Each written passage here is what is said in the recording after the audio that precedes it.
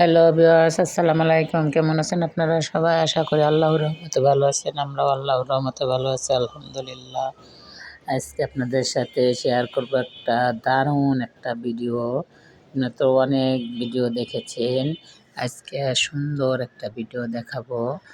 এই দেখুন, আমরা সিক্রেট মশলা দিয়া ছোলা রান্না করব।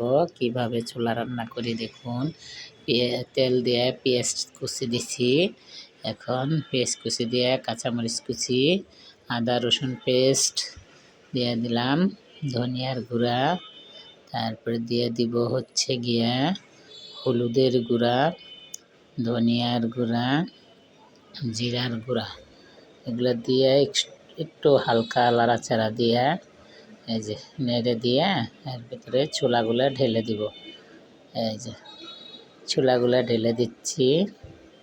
তারপর দেবো ছোটো ছোটো 3টা আলু, হাতে আধ ভাঙ্গা করে সিদ্ধ করে রেখে দিয়েছে আগের থেকে, আধ ভাঙ্গা করে দিয়ে দিলাম। এই যে দেখুন, এখন সুন্দর করে একটু কষিয়ে পানি দিয়ে দিব, অল্প করে একটু পানি দিয়ে দিব, যাতে তেলে মশলায় সব একসাথে মিশে চুলাটার ভিতরে চলে যায়। আর দিয়ে দেব লবণ। এই যে যেখানে 1 চামচ লবণ দিয়ে দিলাম।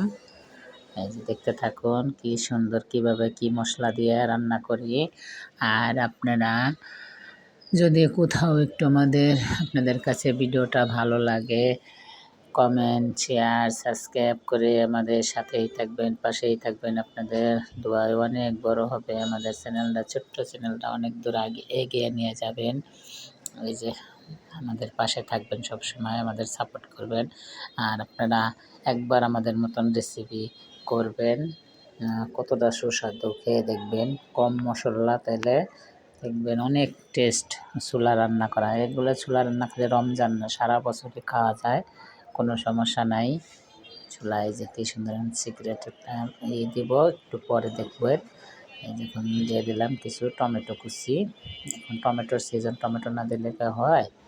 এই যে দেখুন কি সুন্দর করে টমেটো কুচি দিয়ে লাড়াচাড়া দিয়ে, এখন পানিটা শুকায় গেলে মশলাটা দিয়ে, এই যে সিক্রেট মশলা জানতে হলে আমাদের আর একটা ভিডিও আছে, দেখবেন কী কী দিয়ে মশলাটা তৈরি করছে।